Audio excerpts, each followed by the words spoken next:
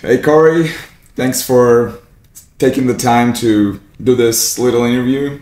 Thanks for inviting me. And I just finished my talk, then answered many questions. And if it wouldn't be close, I wouldn't come here, but thanks for having me.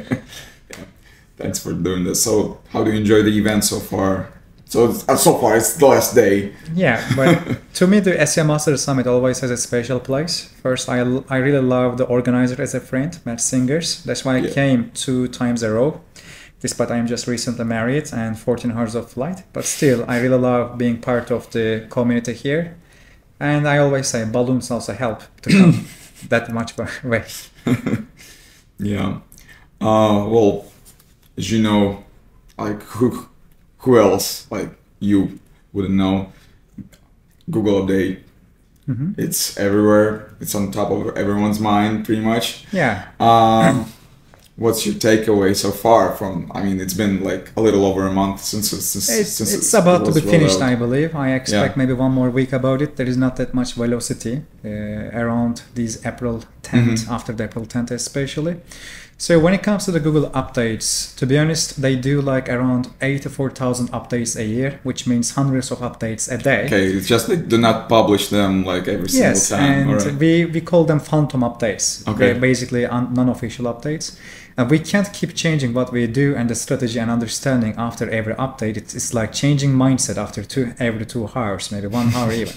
So that's why I suggest people to try to understand what this big company tries to achieve for the last maybe 20 years. For instance, after every update, we always say like, try to have a better brand search demand. Personally, I always say it. Because since 2009, the Vincent update, they always try to differentiate real-world brands and businesses from just bloggers. The reason that we sometimes, let's say, claim that the blogging is that, not because the blogs are bad, just because blogs are just blogs. If I am searching for something like cancer treatment or symptoms or drugs, etc., probably I will need a chemotherapy, or one of my relatives will need something really official on this planet.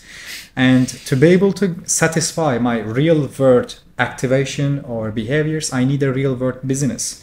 So that's why who you are is more important. And let's look at some changes that Google does. 3 years ago, they stopped showing the path section of the URL in the address bar of Chrome. They started to only show the domain name, which means the brand name. Then they changed how the search engine result pages demonstrate URLs. They have taken the domain name to the even up of the title tag. Before, as you remember, title tags or blue text or blue titles were above the URL. Right now, actually, brand name comes first. Then they did the brand name or website name update. So basically, it means that who you are is the most important thing in SEO, and they believe that your name or brand name directly affects CTR. For instance, PayPal, they lost, as much as I can remember, the 2020 March update. Then they came back because people keep search for PayPal. If they can't reach out PayPal from Google, they will reach out from a competitor search engine. If you have the brand search demand, you will always be safe, and that's why you should use SEO for branding rather than just, let's say, nameless block traffic temporarily. Yeah. This is what I think. So branded search makes all the difference. One of the main differences, imagine that someone comes to your website with organic search, then they start to come as a direct traffic, then they start to search for your product name, brand founder, and they search things like for login of your brand name or your contact and the brand name. All these branded search queries, search traffic, and behavior signal search engine that users actually keep searching you, and Google can trust you as a business in this case. But if no one comes back by searching you, it means if Google removes you from the search today, you have zero importance for them. It's just, there are millions of websites. And last time when I checked from Statista, it was telling like 3 million blog posts are published every day. Not millions, or billions. 3 billion blog posts a day. Yeah. And probably with the AI right now, it's even higher. Imagine the resources that are needed from Google's end. Why shall actually they spend the resources and money on your website? What you are satisfying or who you are satisfying via their interface, that really matters for Google. Yeah, totally. I mean, I've been hearing the things that you said from various people in various, let's say, shapes and forms. Yeah. So at the end of the day, when you go online, start a website, you should focus on providing a solution to a particular need and pretty much build a business rather than just some niche side hustle. For instance, I have demonstrated zenarmor.com. We changed the brand name, but we always have influencers that create video reviews about the product. We always have the brand name in the title tag of these videos. And it allows search engine to recognize this brand as an entity from external sources. We also amplify all these trustworthiness and brandship signals with the internal content, user behaviors, and the queries, because we have queries like zenarmor price, zenarmor login, zenarmor forum contact, and all the products and the services are also being searched, which means Google is able to create a product line by using our own services. And it's all actually help to the search engine realize that I am not just ranking a blog or blogger. This is a needed service. That's why there are so many actually users that are keep coming. For the content websites too, I still actually suggest try to have a login system, try to allow users to create a personal library by just using your own website, by actually making these visitors or by turning them into the logged in members for your own website. Even if you don't sell something, even if it's just a display ad website, try to make them retented or try to retain them by creating these alert systems, newsletters, communities, or login systems. They can even search for X plus login type of queries, which will help you to actually show that you are a brand, not just a blog. Interesting. So basically there is a way for affiliate marketers and content website owners to survive this in this new world. The main problem with the many affiliate sources is, I always say it, but no offense, but most of the affiliate site owners, to be honest, they are not expert on their subject. They use stolen images, stolen text. They just put the content, put the links, and write a related title tag, just put the sponsored links also there so they can click. They don't care.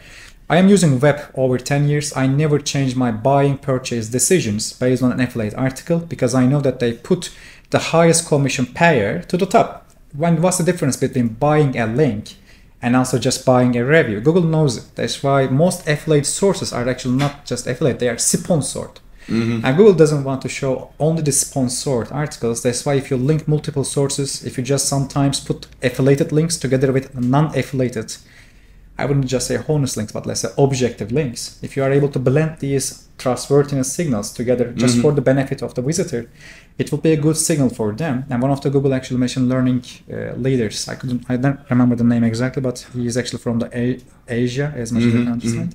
He was also mentioning this. They use this type of, let's say, classification algorithms for affiliates too. Yeah. How do you see the future? Pretty much, but how do you see the entire, let's say, search engine, not just optimization, but the entire search engine landscape changing over the next year, considering these less changes, dates? One of the main things is that I know many people are scared in the future of the SEO. I don't have that much a scare for the last 2 years. I am telling that SEO won't be that. It will keep going. There are two reasons for it. The first thing is about the model of the economy. As long as we don't have a communist government, there will be always a free will to buy the products. As long as we have a free market, there will be multiple options, which means that we will have the need of searching. As long as we have the curiosity and need for search, there will be an engine and there will be an optimization around it.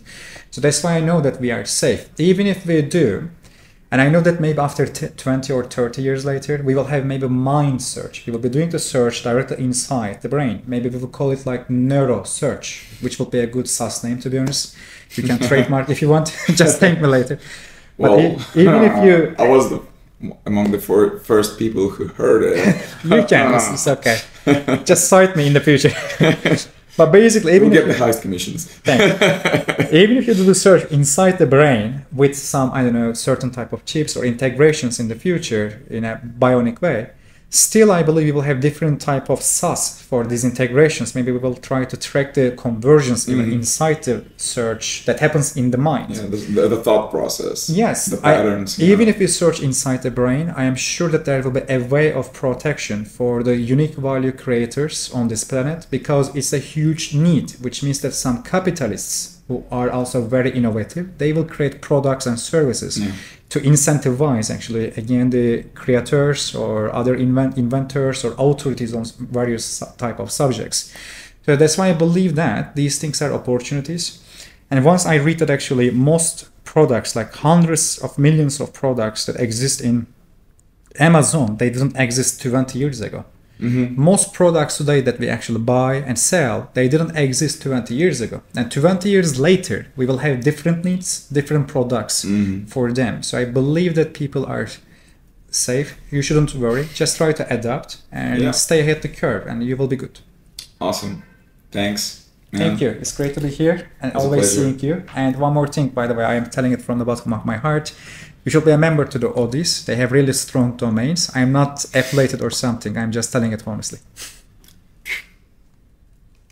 Thank you. That's very easy. Thank you.